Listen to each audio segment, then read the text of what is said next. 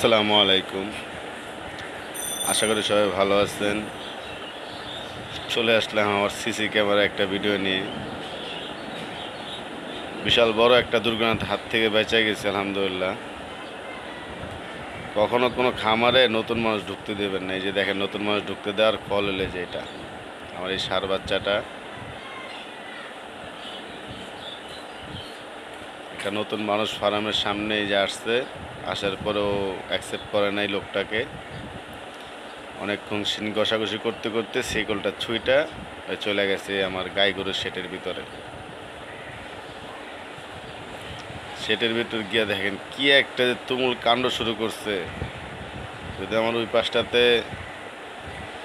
ছোট বড় মিলে আর 7টা গরু আছে ওইখানে। ওইখানে প্রায় 3টা গরু কনফার্ম প্রেগনেন্ট। তাও কি একটা 9 মাসের আর 2টা আছে হয়তো 2-2.5 মাস হবে এরকম। আল্লাহ ভালো জানে এইগুলির ভিতরে কন্ডিশন কি অবস্থা করে রাখছে ও যে ছুঁইটা যে ভিতরে ঢুকছে, দুইখাতে ওদিক দিয়ে তুমুল অত্যাচার শুরু করে দিচ্ছে। আমার যে বড় ওই পিছনে 2টা গরু অনেক হাইট আছে, এই হাইটওয়ালা 2টা গরু এগুলি উপরে জাম করতেছে। ওইখানে একটা গরু আছে আপনার 9 মাস, সরি 8 মাস প্রেগনেন্ট, আর 1 মাস পরে হয়তো ইনশাল্লাহ থেকে বাচ্চা পাবো। ওইটার উপরে গিয়ে জাম করতেছে।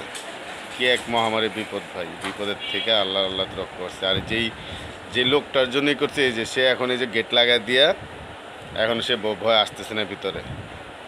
আমাদের যে ওয়ার্কার আছে, ওয়ার্কারকে আমার কাজের পার্টনার হোসেন, খুব মেধাবী একটা ছেলে মাশাল্লাহ।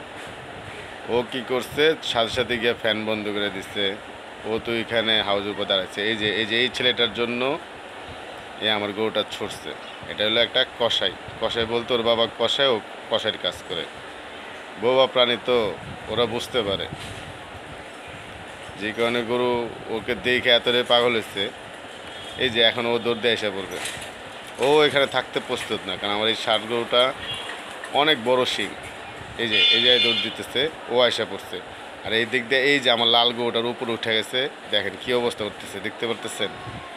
এই যে ফ্যান, এই যে আবার এই যে ঘুরে এসে এই পেশা এসে পড়ছে। আর এই যে লাল বাচ্চা ভয় ছুটে গেছে। আর আমাদের হোসেন তো এই পিছনে পিছনে ঘুরতেছে, ধরার চেষ্টা করতেছে। কখনো এই পাশে ঘুরে এসে পরে হাউসের উপর দিয়ে আবার চলে যায়। মানে কি একটা অবস্থা, কি বলবো। যাক, সব কিছু আল্লাহ ভালো জানে। যারা ষাঁড় গরু পালেন, যারা খামারের মধ্যে ষাঁড় গরু রাখেন, তারা অবশ্যই সতর্ক থাকবেন। আউট কোনো মানুষ ঢুকতে দেবেন না। মানুষ ঢুকতে দিলে ঠিক আমার মতো এরকম পরিস্থিতি আপনাদেরও ভোগ করতে হবে ভাই। এই যে আমার ভিতরে অবস্থা, এই যে কী যে করতেছে, বাচ্চাগুলি কী কী তাপড়াইতেছে ভিতরে, যতটুকু বুঝাইতে যাই না বুঝা কতটুকু যেতেছে। এই যে আবার সারগোটা আবার এই চলে এসে পড়তেছে, এই যে আবার এখান দিয়ে বেরোইতেছে, মানে এখান দিয়ে এক সাইড দিয়ে গিয়ে হাউজের উপর ওইটা আবার এই পাশে এসে পড়তেছে। আর যে ছেলেটা এই করতে, ও কিন্তু আবার দৌড় দিয়ে এসে পড়ছে। ও হ্যাঁ আর সামনে যায় না, কষাই। ও যদিও কষাই, তারপরেও ও এটার সামনে যেতে ভয় পেতেছে, কারণ ও জানে গোটা অনেক পাগলামি করে। তারপরে সামনে এসে গোটায় চেতে দিয়ে ছুটে দিয়া এখন দূর থেকে শুধু দেখে। যাক, এই যে আমার বড় ভাই এসে বললো, উনি কি আর পারে,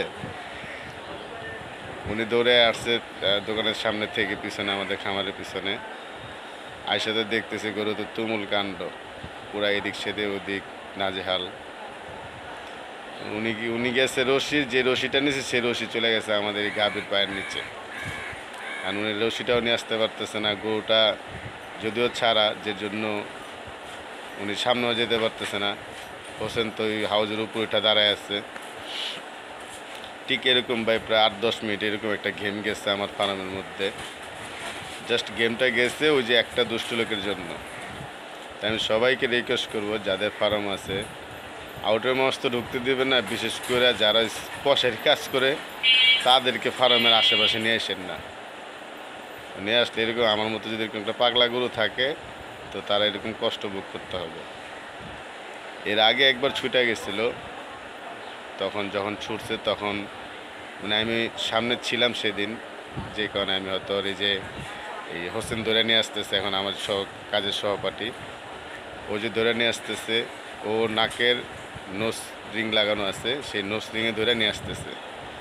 এর আগে একবার যখন ছুটে গেছে তখন আমি ওর রূপ দেখতে পাচ্ছিলাম, খুব ভয়াবহ অবস্থা হয়ে যায়। ও যখন ছাড়া পায় খুব সিনা টান দিয়া থাকে, প্রত্যেকটা গরুর উপরে ফাল দিয়া চলে যায়, ও খুব অ্যাগ্রেসিভ হয়ে যায়। যে কারণে আমি আর দেরি করি নাই, এই যেদিন ছুটছিল আর দুদিন পর ওই নোসরিং আইনা ও নাকের মধ্যে নোসরিং লাগাই ফেলছি।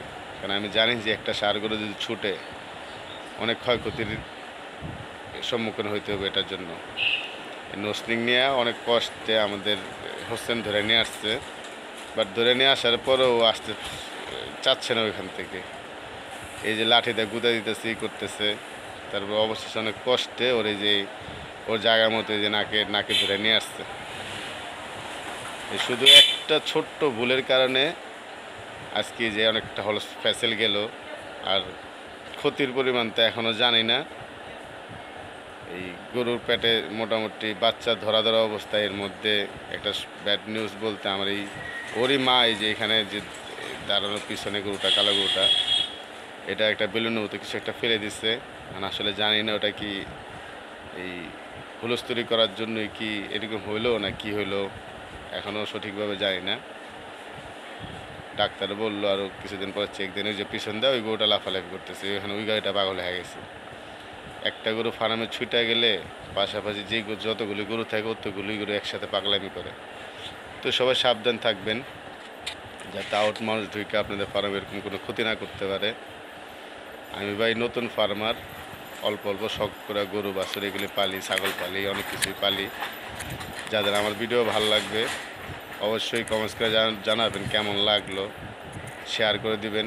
যাদের ভালো লাগে অবশ্যই দেখবে তারা পাশাপাশি। আর কি করবেন, যদি বেশি ভালো লাগে এটা শেয়ার করে দিবেন যাতে অন্যকে সুযোগ পায় দেখার জন্য। ভালো থাকবেন।